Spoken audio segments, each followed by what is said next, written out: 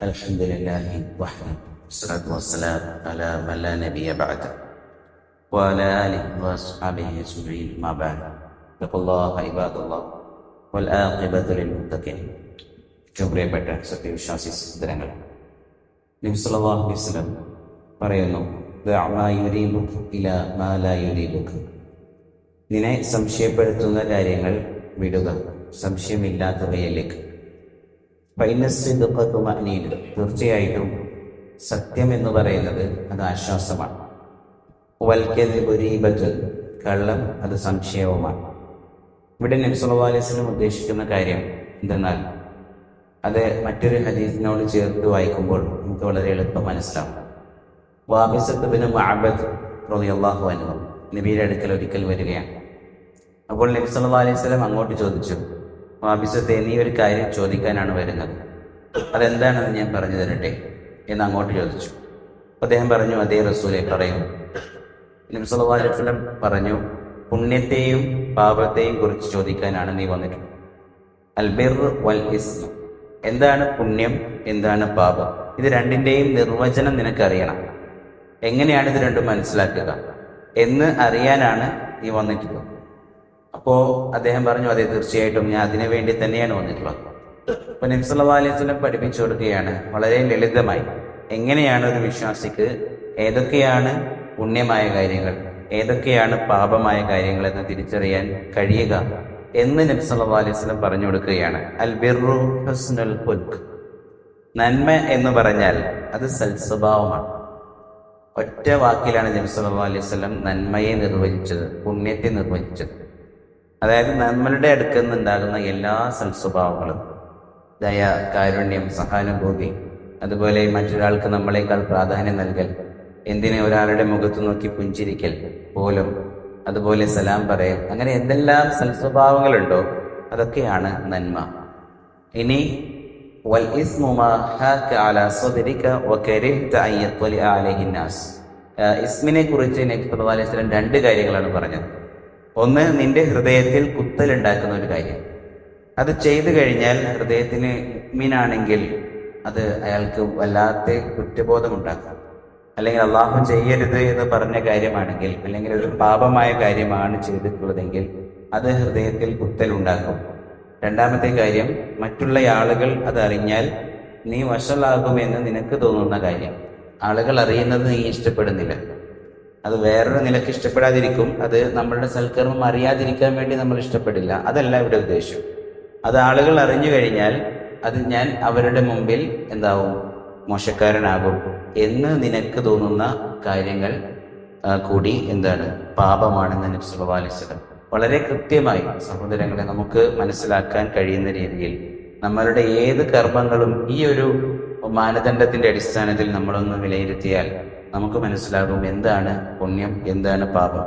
എന്നിട്ട് നബി സല്ലല്ലാഹു അലൈഹി വസല്ലം പറയുന്നു, പുണ്യത്തെ നീ പരമാവധി സ്വീകരിക്കുക, പാപത്തെ പൂർണ്ണമായും ഒഴിവാക്കുക എന്നുകൂടി ഉപദേശിക്കുന്നുണ്ട് നബി സല്ലല്ലാഹു അലൈഹി വസല്ലം. ഇവിടെ നമുക്ക് അതേ ആ ഹദീസിനോട് ചേർത്ത് മനസ്സിലാക്കേണ്ടതാണ് നമ്മളിപ്പോൾ പറഞ്ഞത്. ദഅമാ യുരീബുക, നിന്നെ സംശയത്തിലാക്കുന്ന കാര്യങ്ങളെ ഒഴിവാക്കുക, സംശയമില്ലാത്ത കാര്യങ്ങളിലേക്ക് അതിനെ ഒഴിവാക്കുക. അപ്പോൾ ഇന്നൽ ഹലാൽ ബയ്യൻ വൽ ഹറാം ബയ്യൻ, നബി സല്ലല്ലാഹു അലൈഹി വസല്ലം മറ്റൊരു സന്ദർഭത്തിൽ പറഞ്ഞ വാക്കാണ്, നമ്മൾ കേട്ടിട്ടുണ്ടാകും. തീർച്ചയായിട്ടും ഹലാൽ എന്നുള്ളത് വ്യക്തമാണ്. എന്തൊക്കെയാണ് ഹലാൽ, ഇസ്ലാമിൽ കൃത്യമായി പഠിപ്പിച്ചു. വൽ ഹറാമു ബയ്യൻ, എന്തൊക്കെയാണ് ഹറാം, ശവം, രക്തം, പന്നി മാംസം, പലിശ, അതുപോലെ ശിർക്ക്, അതിനെല്ലാം കൃത്യമായി ഖണ്ഡിതമായി ഹറാമാക്കിയ കാര്യങ്ങൾ ഒരു വശത്തുണ്ട്, കൃത്യമായും ഹലാലായിട്ടുള്ള കാര്യങ്ങൾ ഒരു വശത്തുമുണ്ട്. ബൈനഹുമാ മുശ്തബിഹാത്തുൻ, ഇത് രണ്ടിന്റെയും ഇടയിൽ സംശയമുണ്ടാക്കുന്ന കാര്യങ്ങൾ വരും. ഇത് അള്ളാഹു നമ്മളെ പരീക്ഷിക്കാൻ വേണ്ടി വെച്ചിട്ടുള്ളതാണ്. ഇത് അള്ളാഹുവിന് നമുക്ക് പറഞ്ഞു തരാൻ നബി സല്ലല്ലാഹു അലൈഹി വസല്ലം അറിയാത്തത് കൊണ്ടോ അള്ളാഹു മറന്നുപോയതോ അല്ല. ഇത് കൃത്യമായും നമ്മളെ പരീക്ഷിക്കാൻ വേണ്ടി ഇത് രണ്ടിനുമിടയിൽ ഹലാലാണോ ഹറാമാണോ എന്ന് സംശയമുള്ള കാര്യങ്ങൾ വരും.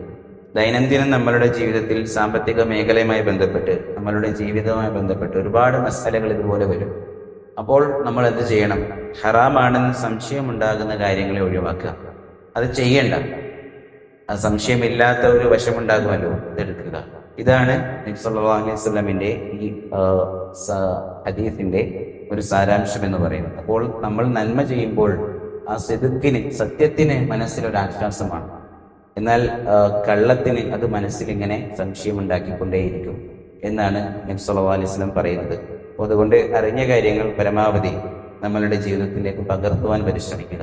ഒരു കാര്യം കൂടി നബി സല്ലല്ലാഹു അലൈഹി വസല്ലം അതുമായി ബന്ധപ്പെട്ട് പറഞ്ഞതായി വന്നിട്ടുണ്ട്. ഇസ്തബ്തി ഖൽബക, നിന്റെ ഹൃദയത്തോട് ഫത്വ ചോദിക്കാനാണ്. ഒരു വിഷയം വരുമ്പോൾ നമ്മൾ ആദ്യം ഉലമാക്കളുടെ അടുക്കൽ ചെല്ലും. നമുക്ക് തീരെ അറിയാത്ത വിഷയങ്ങളാണെങ്കിൽ അത് നമ്മൾ അറിവുള്ളവരോട് ചോദിക്കും. എന്നാൽ അറിയുന്ന ഒരു വിഷയം തന്നെയാണ് അത് മനസ്സിൽ ശക്കുണ്ടാക്കിക്കൊണ്ടിരിക്കുന്നുണ്ടെങ്കിൽ നിങ്ങളുടെ ഹൃദയത്തോട് ഫത്വ ചോദിക്കാനാണ് നബി സല്ലല്ലാഹു അലൈഹി വസല്ലം പറഞ്ഞത്. മാ അഫ്താക്കന്നാസ്, ഒരു കാര്യം കൂടി നബി സല്ലല്ലാഹു അലൈഹി വസല്ലം ചേർത്തു. ആളുകൾ എന്തു പറഞ്ഞാലും ശരി, ആ വിഷയത്തിൽ ആളുകളുടെ ഫത്വ നിന്നെ ബാധിക്കരുത്. പക്ഷെ ഫത്വ നമ്മൾ ചോദിക്കുന്നത് ഖുർആന്റെയും സുന്നത്തിന്റെ അടിസ്ഥാനത്തിലായിരിക്കണം. ഖുർആനിന്റെയും സുന്നത്തിന്റെയും തെളിവിന്റെ അടിസ്ഥാനത്തിൽ നമ്മളുടെ മനസ്സിനോട് ഫത്വ ചോദിച്ചാൽ തന്നെ ഉള്ളിൽ നിന്നും ഉത്തരം വരുമെന്നാണ് നബി സല്ലല്ലാഹു അലൈഹി വസല്ലം പഠിപ്പിച്ചത്. അല്ലാഹു സുബ്ഹാനഹു വ തആല നമ്മളെ ഓരോരുത്തരെയും സൃഷ്ടിച്ചപ്പോൾ തന്നെ നമ്മളുടെ നഫ്സിന് എന്ത് കാണിച്ചു കൊടുത്തു? ഉജൂറും തഖ്വയും. അതായത് എന്താണ് പാപമായിട്ടുള്ള മോശമായിട്ടുള്ള കാര്യങ്ങൾ, എന്തൊക്കെയാണ് അള്ളാഹുവിലേക്ക് അടുപ്പിക്കുന്ന ഏറ്റവും നല്ല കാര്യങ്ങൾ, ഇതെല്ലാം കൃത്യമായി പരിചയപ്പെടുത്തിയിട്ടുണ്ട് നമുക്ക്. ഇപ്പൊ മുഅ്മിനാണെങ്കിൽ ആ ഈമാനിന്റെ അടിസ്ഥാനത്തിൽ, തഖ്വയുടെ അടിസ്ഥാനത്തിൽ ഹൃദയത്തോട് ഫത്വ ചോദിച്ചാൽ ഉത്തരം കിട്ടിയിരിക്കും എന്നുള്ള അർത്ഥത്തിലാണ്. ഒരു പക്ഷേ മറ്റൊരാൾ പറയുന്ന ഉത്തരം അത് നമ്മളുടെ ശരിയായിക്കൊള്ളണമെന്നില്ല. ചില സന്ദർഭങ്ങളിൽ ഖുർആനിന്റെ കൃത്യമായ തെളിവിന്റെ അടിസ്ഥാനത്തിലല്ല പറയുന്നത്. ഖുർആനിന്റെയും സുന്നത്തിന്റെയും തെളിവുകൾ ഒരുപക്ഷെ വളരെ പ്രകടമായി കാണാത്ത ഒരു വിഷയമുണ്ടാകും. അങ്ങനെയുള്ള വിഷയങ്ങളിൽ നമ്മളോടെന്ന് പറയുന്നത് ഹവയോടല്ല, ഒരിക്കലും അതിനെ തെറ്റിദ്ധരിക്കരുത്. നമ്മളുടെ ഉള്ളിൽ നിന്നും നഫ്സിന്റെ ദേഹേച്ഛകളുടെ അടിസ്ഥാനത്തിൽ വരുന്ന ഉത്തരങ്ങളല്ല,